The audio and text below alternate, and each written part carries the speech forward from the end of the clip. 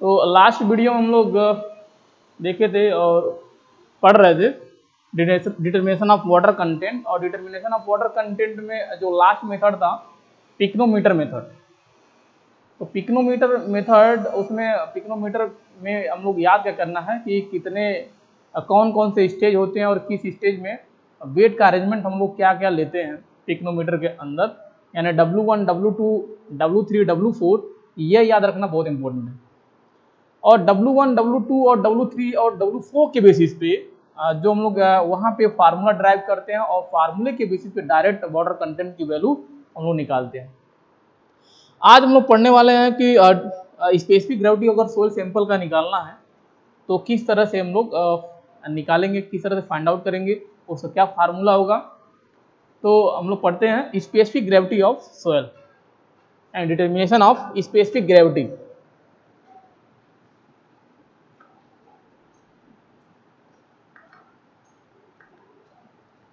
Specific gravity of soil. तो specific gravity of soil solid, हम लोग दो स्पेसिफिक ग्रेविटी पढ़े थे फेज डायग्राम में। एक तो होता था specific gravity of soil solid और दूसरा होता है आपका मास स्पेसिफिक ग्रेविटी। तो हम लोग यहाँ पे पढ़ रहे हैं specific gravity of soil solid, यानी जो हम लोग डिनोट करते हैं कैपिटल जी, कैपिटल जी। तो इसमें याद क्या रखना है, specific gravity of soil can be computed by with the use of 50 ml density bottle,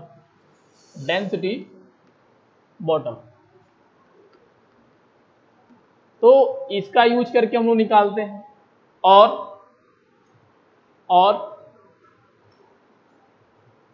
5000 ml flask यह यूज करके निकालते हैं फ्लास्क, या तो with the help of pycnometer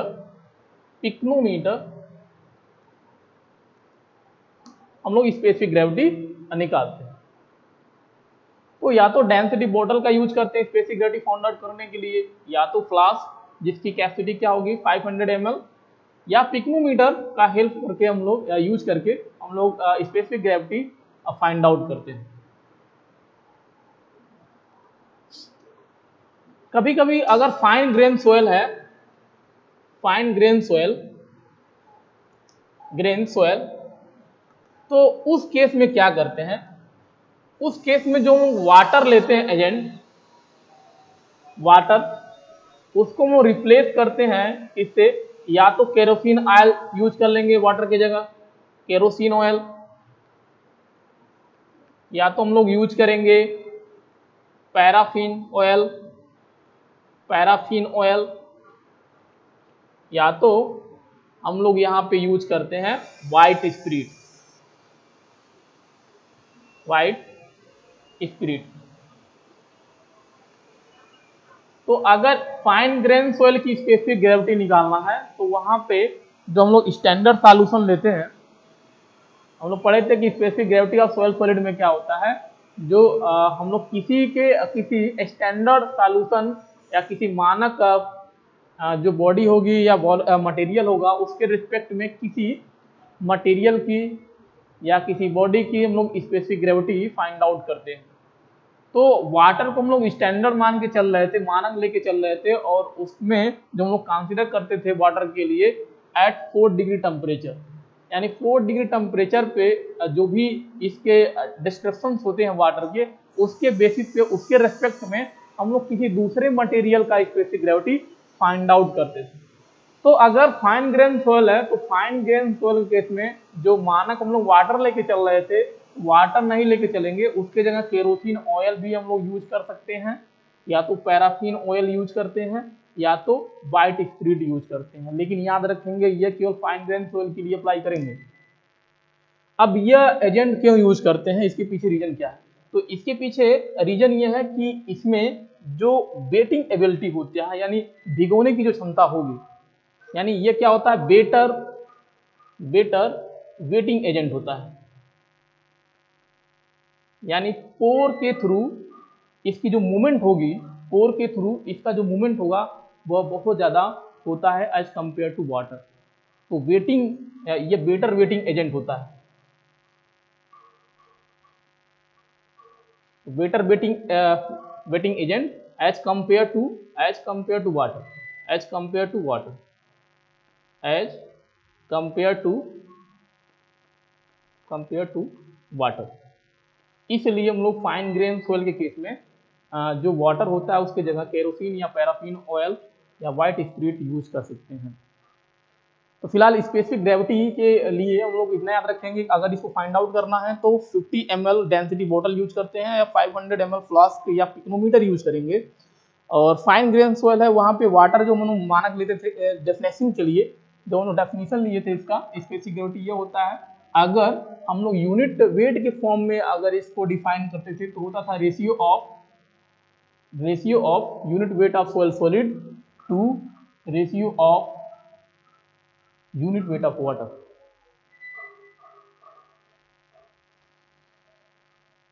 दूसरा जो हम लोग डेफिनेशन पढ़े थे,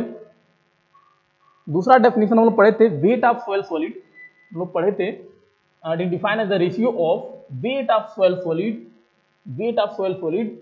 इन एनी वॉल्यूम। तो हम लोग पढ़े थे कि अगर वो वॉल्यूम एनी वॉल्यूम क्या है, Vs है। तो डेफिनेशन क्या था, define the ratio of weight of soil solid in any given volume to weight of equivalent water in the same volume. तो नीचे हम लोग ले रहे थे वेट ऑफ वाटर। तो वेट ऑफ वाटर अगर हम लोग निकालना है, वेट ऑफ वाटर यहाँ रखना है, लेकिन कंडीशन क्या है कि इसी वैल्यूम में होना चाहिए। तो अगर ये वैल्यूम हम लोग यहाँ लेते हैं और इसको वेट बनाते हैं तो वैल्यूम इंटू डेंसिटी या यूनिट वेट, तो ये क्या हो जाता है, वेट। तो यहाँ पे हम लोग ये चीज पुट करते हैं। तो एक डेफिनेशन ये भी। तो जनरली जब भी फाइंड आउट करना होता है स्पेसिफिक ग्रेविटी, तो यहाँ पे जो हम लोग फार्मूला यूज करेंगे, फार्मूला हम लोग ये यूज करते हैं। तो सबसे बेस्ट फार्मूला अगर यहाँ पे देखा जाए specific gravity of soil solid का, तो हम लोग ये लेते हैं। तो यहाँ पे फिलहाल जो हम लोग मेथड पढ़ने वाले हैं तो वो हम लोग पढ़ेंगे determination of specific gravity of soil solid bye pycnometer. तो पिक्नोमीटर की हेल्प से हम लोग स्पेसिफिक ग्रेविटी कैसे फाइंड आउट कर लेंगे ये देखते हैं। तो प्रोसीजर में क्या रखना है, प्रोसीजर में फर्स्ट प्रोसीजर यानी फर्स्ट स्टेज में क्या करेंगे, पिक्नोमीटर हम लोग लेंगे, इम्पटी पिक्नोमीटर, उसका वेट कर लेंगे। तो फर्स्ट स्टेज में हम लोग इम्पटी पिक्नोमीटर लेंगे, उसका वेट करेंगे। तो W1 क्या होगा, weight of empty pycnometer. Second stage में क्या करेंगे, सेकेंड स्टेज में जो आपका पिक्नोमीटर है यानी W1 वेट है, उसके अंदर क्या रखेंगे, ड्राई सोयल रखेंगे, याद रखेंगे ड्राई सोयल। तो इससे पहले जो हम लोग पिक्नोमीटर यूज किए थे for determination of water content, तो उसमें डिफरेंट और इसमें क्या डिफरेंट है, तो इसमें सबसे बड़ा डिफरेंट यही है कि उस मेथड में जब हम लोग वाटर कंटेंट निकालते हैं तो वहां पे वेट सोयल लेते हैं, लेकिन जब हम लोग स्पेसिफिक ग्रेविटी निकालते हैं तो वहां पे हम लोग ड्राई सोयल लेते हैं। तो याद रखेंगे ये सोयल क्या होना चाहिए, ड्राई सोयल, यानी ओवन पे रख के 105 से 110 डिग्री टेम्परेचर तक गर्म करने के बाद जो सोयल आएगा वो यहाँ पे पुट करेंगे, तो ये ड्राई सोयल। तो अगर इसका हम लोग वेट करें वेट मशीन से तो W2 आएगा। W2 में होगा क्या, W2 में एक तो होगा आपका W1 होगा, W1 क्या यानी वेट ऑफ पिक्नोमीटर, W1 क्या वेट ऑफ पिक्नोमीटर, प्लस क्या होगा, तो सेकंड में हम लोग ड्राई सोयल डाले हैं पिक्नोमीटर के अंदर, तो weight of dry soil. Third stage में क्या होगा, सेकेंड अरेंजमेंट है, सेकेंड जो अरेंजमेंट है यानी यहाँ पे ड्राई सोयल था तो ड्राई सोयल हो गया, उसका हम लोग अगर वेट लेके चले तो उसका वेट क्या होगा, WS या WD। अगर इस ड्राई सोयल का वेट के फॉर्म में फेज अगर डायग्राम से रिप्रेजेंट कर रहे हैं तो जो भी वेट आएगा उसको हम लोग डिनोट कर सकते हैं W सफिक्स में S या इसको रिप्रेजेंट कर सकते हैं WD से। तो ये सोयल अभी, और इसमें क्या करेंगे, वाटर भर देंगे, बाकी जो पोर्शन बचा होगा, खाली होगा, उसमें वाटर भर देंगे। फिर इस पूरे अरेंजमेंट का वेट करेंगे, वेट मशीन से जो भी रीडिंग आएगा नोट कर लेंगे W3। तो W3 अगर हम लोग वेट करके निकालेंगे तो W3 देगा क्या, तो W3 क्या देगा, एक तो W2 क्या है, ड्राई सोयल का वेट है प्लस वेट ऑफ पिक्नोमीटर है। तो W3 इक्वल हो जाएगा W2 प्लस और क्या चीज हुआ है थर्ड स्टेज में, इसमें हम लोग वाटर भर दिए हैं, तो plus wait of water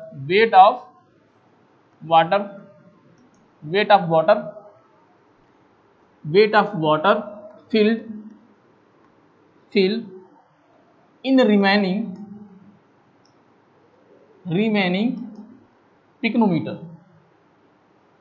pycnometer, यानी जो बचा हुआ पोर्शन था उसमें क्या कर दिए हैं, उसमें वाटर फिल कर दिए, तो उसका वेट, तो ये आपका रीडिंग देगा W3। नेक्स्ट स्टेज में क्या करेंगे, पूरा का पूरा पिक्नोमीटर खाली करेंगे और केवल इसके अंदर पूरा का पूरा वाटर फिल कर देंगे, भर देंगे। फिर उसका वेट करेंगे, तो जो भी रीडिंग मिलेगा उसको हम लोग डिनोट करते हैं W4 से।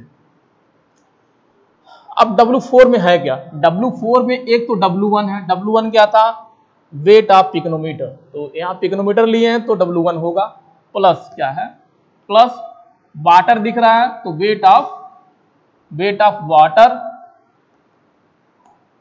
फुली फिल्ड, पूरा का पूरा भरा हुआ है वाटर से, तो इसलिए फुली फिल्ड इन पिक्नोमीटर। तो बस यही समझना सबसे इंपॉर्टेंट है, W1 होता क्या, W2, W3, W4 है क्या।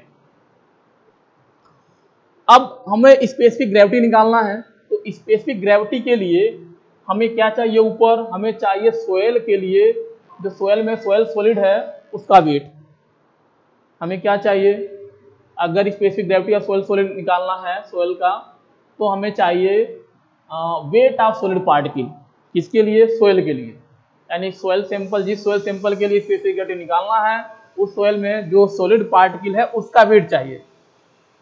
तो W1, W2, W3, W4 अगर क्लियर है तो उसके बाद हम लोग निकालते हैं वेट ऑफ सोयल सॉलिड। तो लिखेंगे वेट ऑफ सोयल सॉलिड, यहां से वेट ऑफ सोयल सॉलिड, तो सोयल सॉलिड का अगर हम लोग वेट निकालेंगे तो उसको ऐसे भी बोल सकते हैं वेट ऑफ ड्राई सोयल। अगर सोयल आपका ड्राई है, वेट ऑफ ड्राई सोयल, अगर सोयल आपका ड्राई है तो उसका वेट अगर निकालेंगे तो वह डायरेक्ट क्या देगा, सॉलिड के वेट के इक्वल देगा। तो अगर हम सोयल की बात करें, सोयल के केस में निकालना है, तो सोयल आपका कहाँ है, सेकंड स्टेज में। तो सेकंड स्टेज में क्या है, सोयल ड्राई है, अगर इसका वेट मिल जाए तो वही हमें निकालना है। इसका वेट क्या निकल के आएगा, WS देगा डायरेक्ट, तो WS देगा। तो अगर हमें इसका वेट निकालना है तो याद रखेंगे क्या है, W2 है, पूरा वेट कितना है, W2। अगर W2 में से W1 माइनस करेंगे, अगर W2 में से W1 माइनस करेंगे तो क्या मिलेगा, वेट ऑफ ड्राई सोयल, हमें यही निकालना है। तो weight of dry soil equal to क्या लिख सकते हैं, W2 माइनस W1।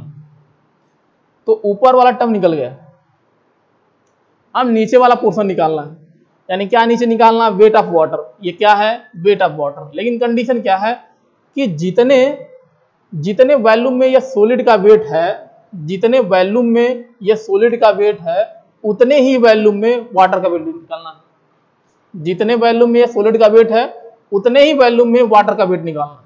इसका मतलब अगर हम लोग फिगर थर्ड और फोर्थ देखें, अगर थर्ड और फोर्थ, तो अगर इसकी वैल्यू हम लोग ले रहे हैं VS, अगर इसकी वैल्यू हम लोग ले रहे हैं VS, तो VS वैल्यू में फोर्थ वाले में कितना वैल्यूम वाटर का है, थर्ड से अगर फोर्थ में देख रहे हैं तो अगर इस ड्राई सोयल का वैल्यूम VS है और फोर्थ में क्या है, यानी VS वैल्यूम में जो वाटर आया है उसका वेट क्या है वही निकालना है। फोर्थ में क्या करना है, यानी थर्ड से अगर देखें तो थर्ड में जो Vs है फोर्थ में जा रहे हैं, तो फोर्थ में Vs में जितना वाटर फिल हुआ है उसका वेट निकालना है। तो हम लोग निकालेंगे वेट ऑफ वाटर, इसके बाद लिखेंगे वेट ऑफ वाटर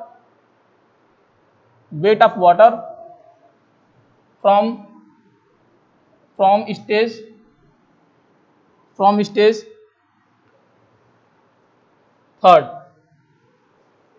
तो स्टेज अगर थर्ड से अगर वेट ऑफ वाटर निकालना है इस स्टेज से, तो स्टेज थर्ड आपका ये है और स्टेज फोर्थ का है क्या है ये आपका। तो अगर स्टेज थर्ड से वेट ऑफ वाटर निकालेंगे तो weight of water from stage third, तो वेट ऑफ वाटर निकालना हमें, तो वेट ऑफ वाटर निकालने के लिए क्या करेंगे, तो टोटल वेट कितना है W3, इसमें से क्या माइनस करेंगे, इसमें ड्राई सोइल वाला पोर्शन हटा देंगे तो वेट ऑफ यानी W2 माइनस करेंगे। देखिए क्या है ये W2, तो W3 में से ये W2 इधर लाएंगे तो क्या बचेगा वेट ऑफ वाटर, तो सिंपल है क्या आ जाएगा W3 माइनस W2। तो weight of water from 3 stage equals to W3 minus W2। अब सेम चीज हम लोग सेम वाटर चीज क्या जो वेट होगा फोर्थ से निकालेंगे, तो weight of water from stage fourth. तो फोर्थ स्टेज में अगर हम लोग निकालेंगे वेट ऑफ वाटर तो क्या आएगा, फोर्थ देखते हैं क्या है, तो फोर्थ इक्वल टू है W1 plus wait of water. हमें क्या निकालना है, ये चीज निकालना है, तो W1 को इधर ले आएंगे, तो weight of water from fourth stage लिख सकते हैं W4 माइनस W1। अब ध्यान देंगे अगर W4 में से क्या करें, W4 वाला जो स्टेज है इस वाले स्टेज जो भी आया है वेट ऑफ वाटर यानी W4 माइनस W1, अगर इसमें से ये वाला टर्म्स माइनस कर दें, यानी अगर हम इसको मान लें इक्वेशन फर्स्ट और इसको एज्यूम कर रहे इक्वेशन सेकेंड, अगर इक्वेशन 2 से इक्वेशन 1 माइनस करेंगे तो क्या आएगा, तब भी आएगा आपका वेट ऑफ वाटर। क्यों, क्योंकि दोनों wait of water he.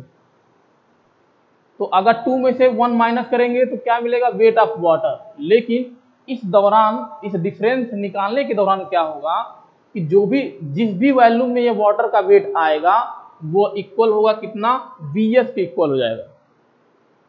Fourth वाला माइनस करेंगे यानी ये वाटर इसका वेट माइनस इसका वेट करेंगे तो क्या आएगा, किसका वेट आएगा, यानी इतने वॉल्यूम में कितना वाटर का वेट है ये निकल जाएगा। तो सिंपल हम लोग ये वाला जो सेकंड इक्वेशन क्या बता रहा है, जो वाटर भरा है पूरा का पूरा इसका वेट, और पहला इक्वेशन क्या बता रहा है ये जो वाटर भरा है उसका वेट। तो दोनों को अगर इक्वेशन 2 माइनस 1 करेंगे तो क्या आएगा, इतने वॉल्यूम में जितना वाटर भरा उसका वेट, और वही यहां लिखना होता है आंसर। तो लिखेंगे weight of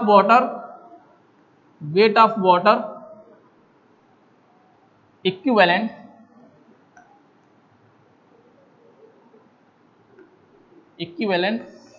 in same volume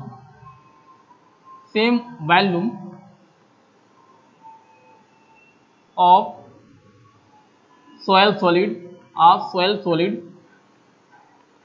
equals to, तो क्या लिखेंगे इक्वेशन 2 माइनस इक्वेशन 1, इसको माइनस करेंगे तो क्या आएगा W4 minus W1 minus W3 minus W2, तो ये आ गया।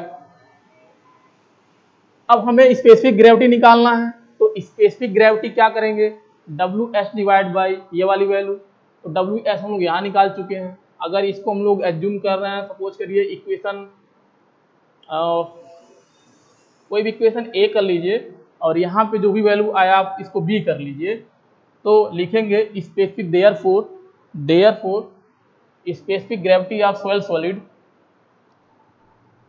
अगर स्टार्टिंग में जो आप वैल्यू निकाले थे ये क्या दे रहा है WS देगा। अगर ये इक्वेशन आपका A है और अभी जो निकालना है डिफरेंस, ये इक्वेशन आपका B है, तो specific gravity of soil solid निकालने के लिए क्या करेंगे, ये फार्मूला आपको रखना पड़ेगा। और इस फार्मूले के अकॉर्डिंग अगर देखेंगे तो equation A divide by equation B हो जाएगा आंसर। तो लिखेंगे therefore specific gravity of soil solid, therefore specific gravity of soil solid capital G equals to capital G equals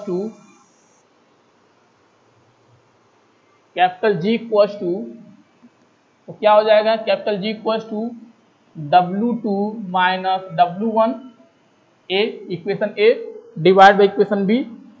तो B इक्वेशन क्या है, W4 minus W1 minus W3 minus W2। ठीक है, तो ये डायरेक्ट इक्वेशन है जिससे डायरेक्ट आप स्पेसिफिक ग्रेविटी निकाल सकते हैं। बस आपको याद क्या रखना पड़ेगा, याद ये रखना पड़ेगा W1 क्या होता है, W2 क्या होता है, W3 क्या होता है, W4 क्या होता है। इसको और थोड़ा सा मॉडिफाई करेंगे तो आएगा W2 minus W1 divide by W4 minus W1, और यहाँ पे लिख सकते हैं आप,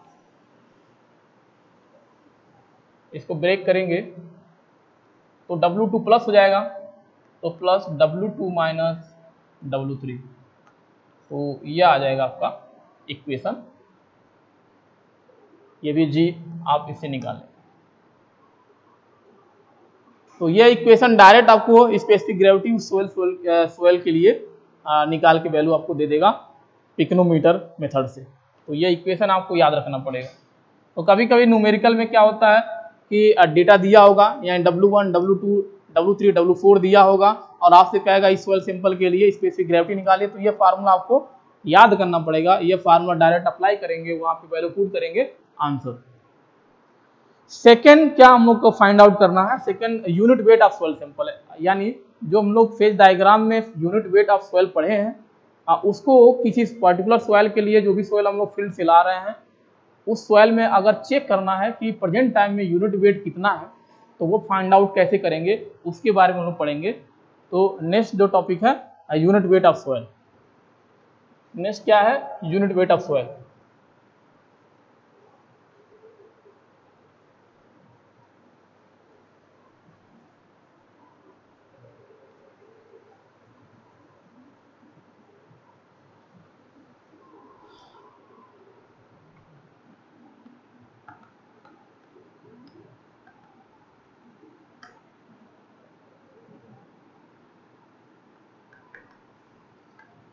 तो यूनिट वेट ऑफ सॉइल, इसके भी निकालने के बहुत सारे मेथड्स हैं, उसके बारे में पढ़ेंगे। तो unit weight of soil can be computed by any one of the following method. First method core cutter method, first method core cutter method.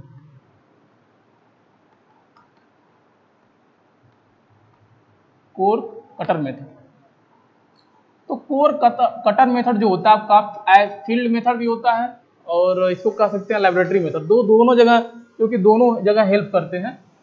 यह कोर कटर मेथड यूज करते हैं सोइल का यूनिट वेट निकालने के लिए। तो वैसे ये अप्लाई करेंगे फील्ड के अंदर, लेकिन जो भी टूल्स होते हैं यह लेबोरेटरी मिल जाएंगे आपको, और वेट ला के करते हैं लेबोरेटरी के अंदर, इसलिए इसको बोल सकते हैं field as well as laboratory method.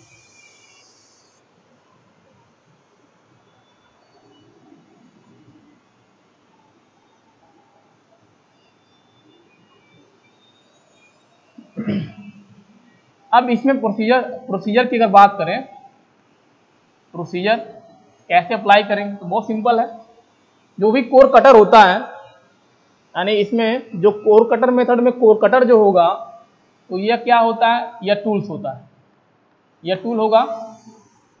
तो कोर कटर मेथड में हम लोग क्या करते हैं, जो कोर कटर होगा उसको फील्ड में ले जाएंगे और सोइल में क्या करेंगे, पंच करेंगे, उसके बाद उसको बाहर निकालते हैं। तो फर्स्ट इसका स्टेप क्या हो जाएगा, कोर कटर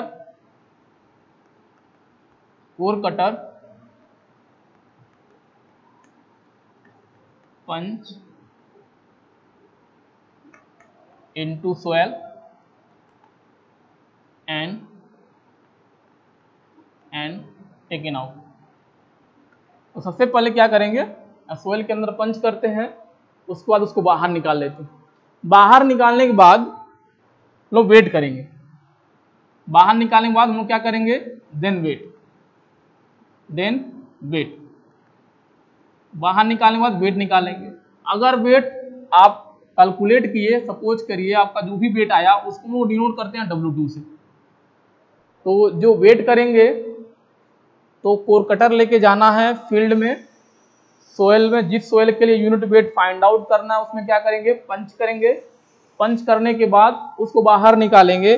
बाहर निकालने के बाद आप तुरंत उसको क्या करेंगे, वेट करेंगे।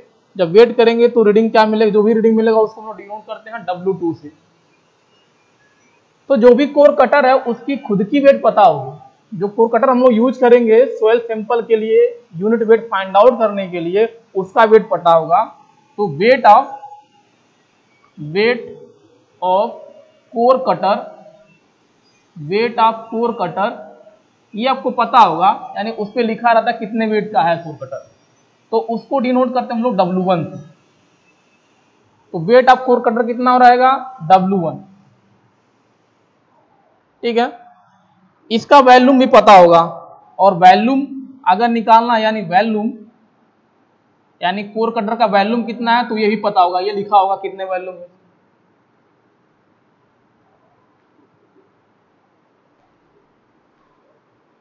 तो कोर कटर में लिखा होगा 1000 सीसी का है, 600 सीसी का है, तो यह वैल्यूम लिखा होगा, यानी कोर कटर का वैल्यूम कितना है लिखा होगा। तो उसको हम लोग एज्यूम कर ले रहे हैं कैपिटल V। अब डायरेक्ट यहां से निकालेंगे यूनिट वेट ऑफ सोयल। तो बल्क यूनिट वेट आप सबसे पहले निकालेंगे, बल्क यूनिट वेट। तो बल्क यूनिट वेट को हम लोग डिनोट करते हैं गामा सफिक्स में B से, बल्क यूनिट वेट। और गामा सफिक्स में B इक्वल टू होता है total weight of soil sample, total weight of soil sample divide by total volume of soil sample,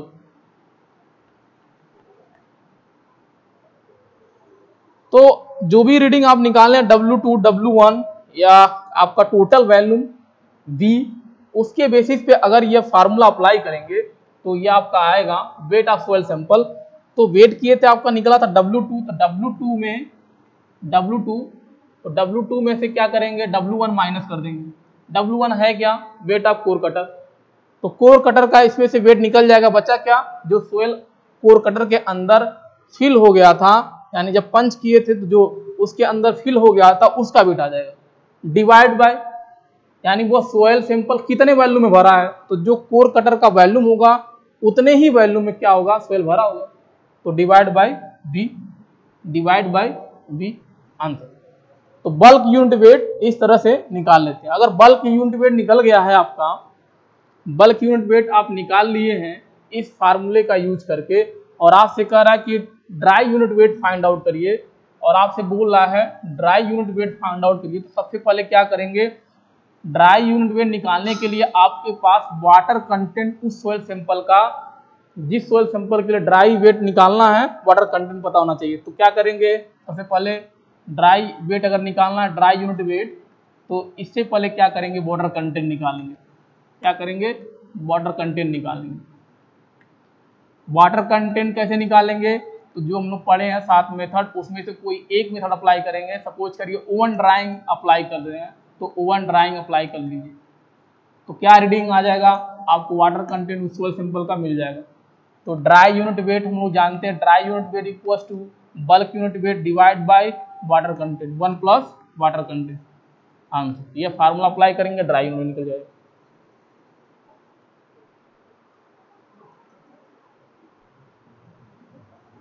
second,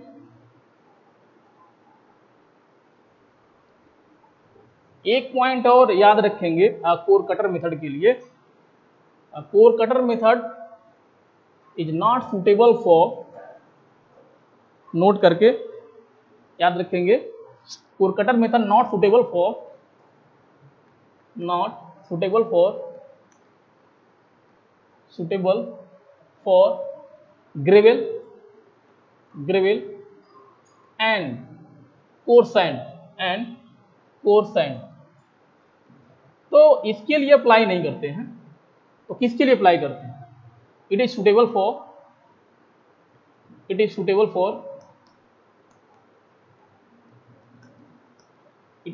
for saturated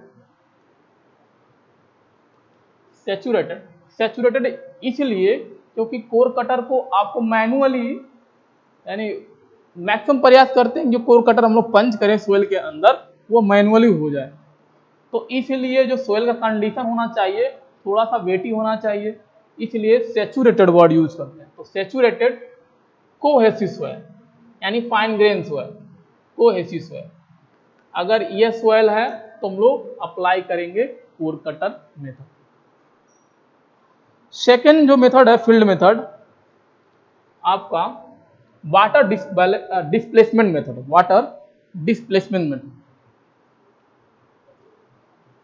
second method आपका water displacement method.